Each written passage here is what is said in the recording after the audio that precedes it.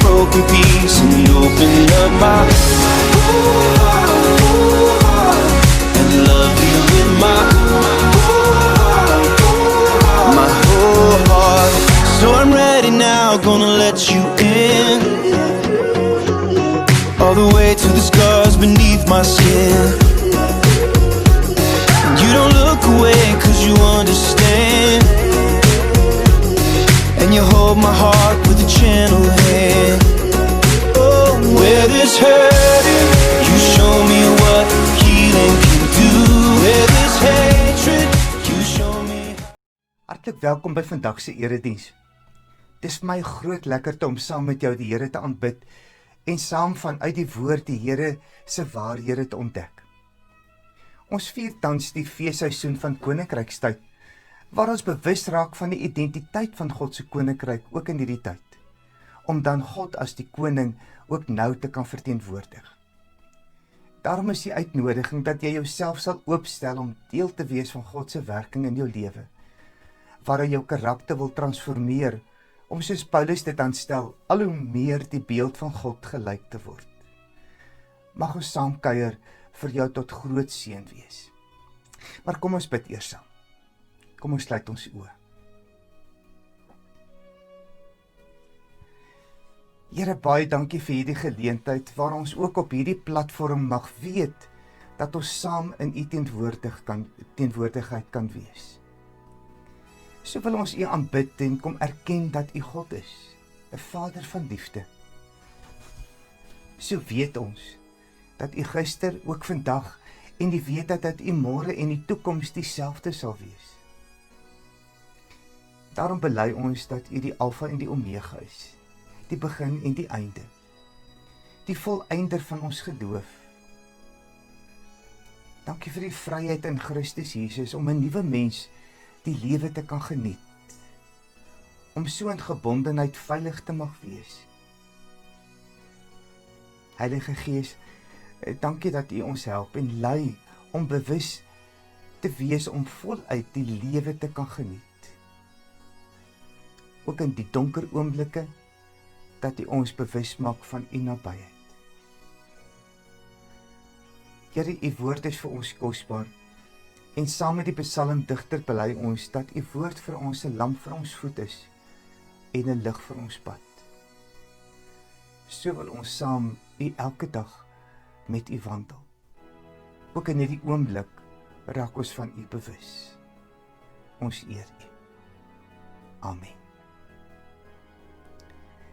Liewe vriende, ons loflied vandag is vonk 277, waarmee ons bely dat u die lig is wat deur die donker skyn. Sing hartlik saam.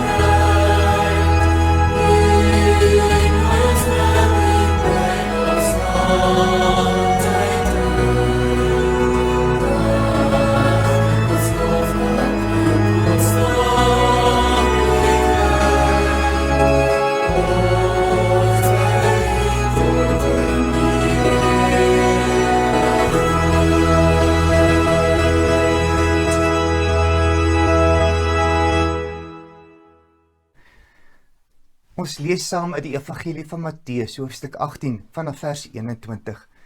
Volg saam met my. Daarna het Petrus na Jesus toe gekom en gevra, Here, hoeveel keer moet ek my broer vergewe as hy iets verkeerds teen my doen? Selfs 7 keer. Jesus antwoord hom, ek sê vir jou, nie 7 keer nie, maar selfs 70 maal 7 keer. Daarom kan die koninkryk van die hemel vergelyk word met 'n koning wat besluit het om saam met sy amptenare hulle boeke na te gaan. Toe hy daarmee begin, is een amptenaar na hom toe gebring wat miljoene rand geskuld het. Hy kon dit nie betaal nie, en daarom het die koning beveel dat hy en sy vrou en sy kinders en alles wat hy het, verkoop en die skuld betaal moet word. Die man het voor hom neergeval en gesoepat. Gee my tog uitstel, ek sal u alles terugbetaal. Die koning het hom jammer gekry, hom laat gaan en sy skuld afgeskryf.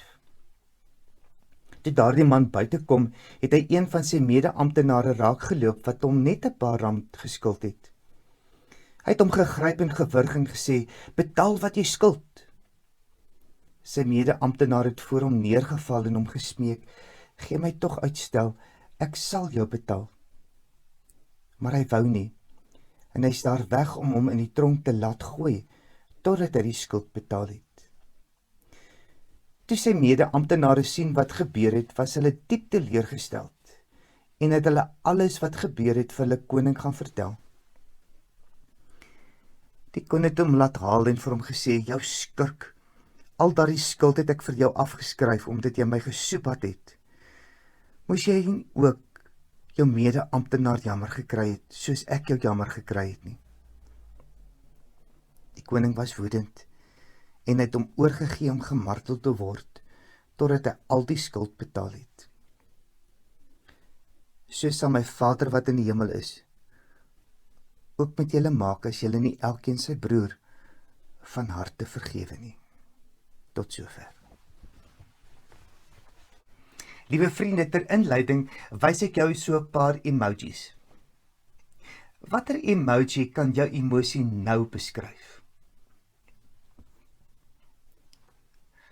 Ons gebruik emojis digitaal om vir die ander persoon vir wie ek 'n boodskap stuur, duidelik my emosie en gevoel oor 'n saak uit te druk. Of dit nou blydskap, hartseer of woede is. Die emoji illustreer dit. Nou kan dit nog verpersoonlik word. Wanneer ek oor 'n saak my mening uitspreek, dan vertel dit iets van myself. En met die emoji openbaar ek iets van my hart. My hart is of vol vreugde en blydskap, of my hart pyn, is seer en gebroken. Dit is maklik om saam met iemand bly te wees. Maar dit word net moeiliker om saam met iemand hartseer te wees. Daar is 'n klomp dinge wat ons harte laat pyn. Situasies en omstandighede wat van buite af op 'n emosie kom inspeel. Deesdae is ons bewus van soveel onreg en dit stimuleer verskillende reaksies hier diep binne in my hart. Dit is net die intensiteit wat varieer. Hierdie onreg roep na geregtigheid, wat soms ook maar net 'n klomp negatiewe aksies ontlont. Dis my reg, troos ek myself, om iemand terug te betaal vir die pyn wat hy veroorsaak. Om te vergeld, sodat die onreg kanselleer kan word. Dis my reg selfs om wraak te neem, want dit word aangevuur deur 'n diepe seer en die rou in my hart. En dan is dit woede op woede, kwaad met kwaad, 'n baie brose kringloop. Dit skep net 'n gespanne atmosfeer en bring net seer op seer. Geen oplossing vir die pyn in die hart nie. Vriende, ons is elkeen daagliks blootgestel aan sulke situasies. In gebroke verhoudings, wanneer die huwelik op die rotse is, wanneer vriende vir mekaar kwaad is. Dit gebeur ook wanneer jy 'n objek van leuns word. Iemand wat jou beswadder, wat jou beskinder en die proses jou menswaardigheid aantas. Dit gebeur wanneer jy teleurstellings ervaar en dinge nie uitwerk soos wat jy daaroor gedroom het nie. Dit gebeur wanneer jy aannames maak en dit net onnodige misverstande kweek en onmin veroorsaak. En al hierdie dinge is ons ontvangers, maar kan ons dan ook die oorsaak van die onreg wees? Die brose kringloop moet gebreek word. En die enigste oplossing is om die ander persoon te vergewe, maar ook om jouself te vergewe. Want vergifnis bied genade aan en begin 'n nuwe kringloop van herstel en vrede. Om te vergewe is nie 'n baie gewilde onderwerp nie en word baie maklik misverstaan. Dit vra inspanning. Dit vra iets van myself. Kom ons kyk net kortliks wat vergifnis nie is nie. Vergifnis is nie voorwaardelik nie. Ek bied nie aan om te vergewe as dit met 'n voorwaarde gepaard gaan of om oor 'n saak te onderhandel nie. Soos om iemand te manipuleer om sy of haar gedrag te verander met 'n vereiste. Ek sal jou vergewe as jy ophou drink, as jy my meer aandag aan my gee. As voorwaarde kweek skuldgevoelens, wat dan juis meer verwoesting saai. Vergifnis is nie 'n meganiese proses nie. Dis nie 'n plan van aksie dat ek eers een punt moet afhandel voordat ek by die volgende punt kan uitkom nie. Vergifnis is nie 'n swakheid nie. Ek vergewe nie iemand ter wille van sogenaamde vrede nie, om dan net in te gee en so toe te laat dat iemand op my trap nie. Dis nie 'n teken om altyd die minste te wees en die wit vlag te waai nie. Vergifnis het nie te doel om te vergeet nie. Die waarheid, vriende, dit is onmoontlik om die negatiewe daad sommer so te vergeet. Die wonder is om die goeie wat uit alles ontwikkel het, om dit eerder te onthou. Vergifnis is nie om skuld te minimaliseer nie. Dit is maklik om te sê, ag toe maar, dit was nie so erg nie, of dit was eintlik niks nie. Dis 'n lieg. Die hart is dan nog steeds seer. Vergifnis is, soos die woord dit wil verduidelik, 'n gelykenis.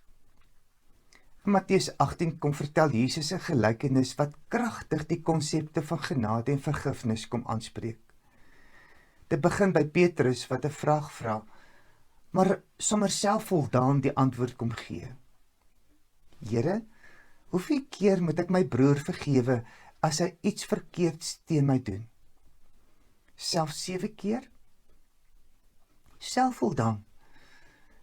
Want hy sal sommer 4 keer meer as die voorgeskrewe 3 vergifnisse wat die rabbies vereis, kom aanbied.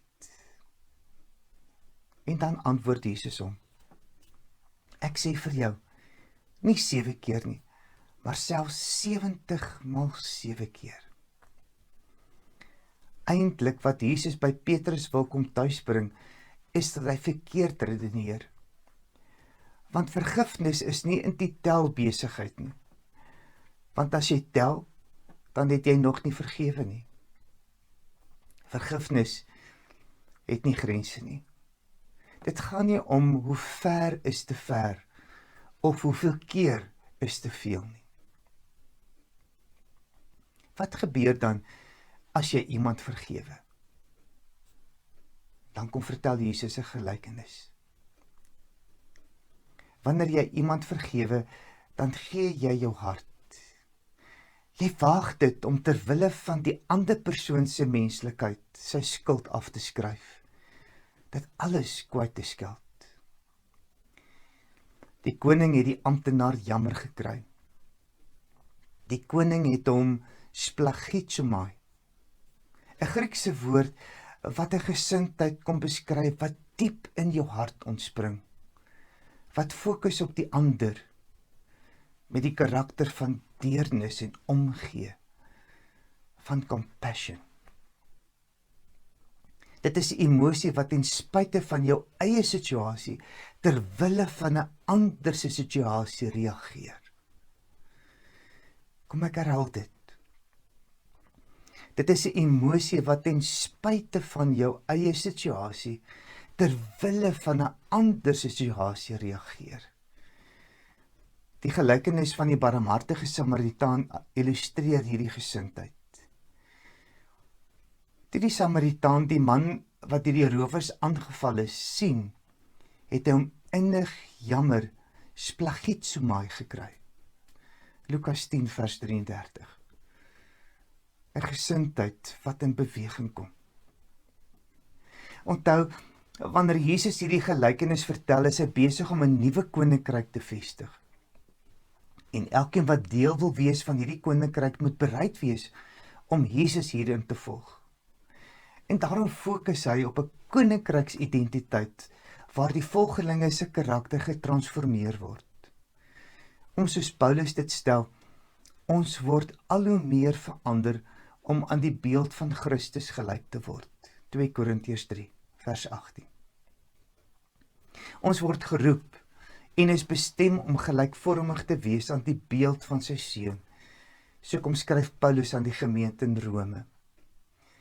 En daarom leef ons as nuwe mense, wat as die beeld van God geskep is. Ons lewe volkome volgens die wil van God en ons leef heilig. Efesiërs 4.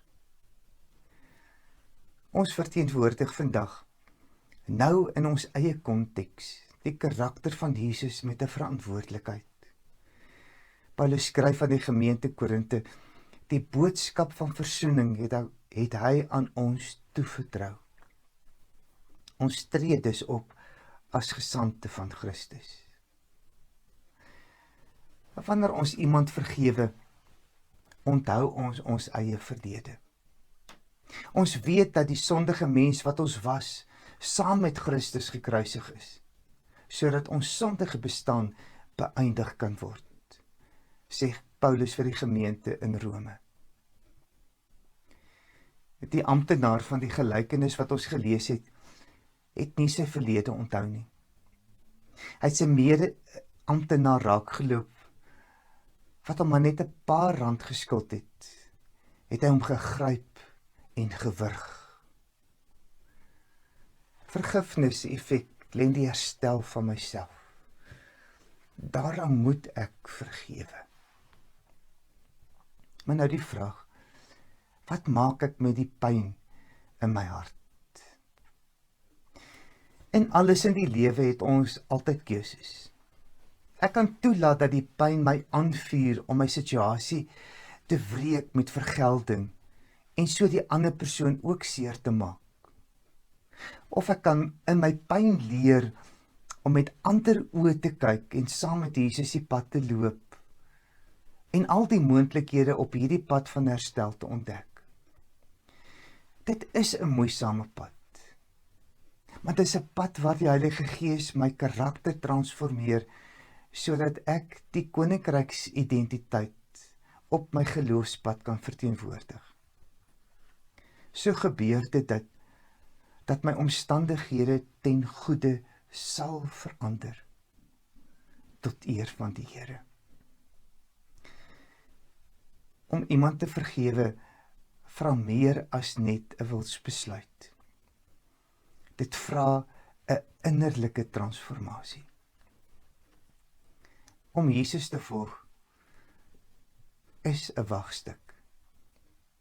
Die uitnodiging is, waag met hom en jy sal die wonder van die nuwe lewe ontdek. Mag dit ook waar wees in jou lewe. Amen. Kom ons bid saam.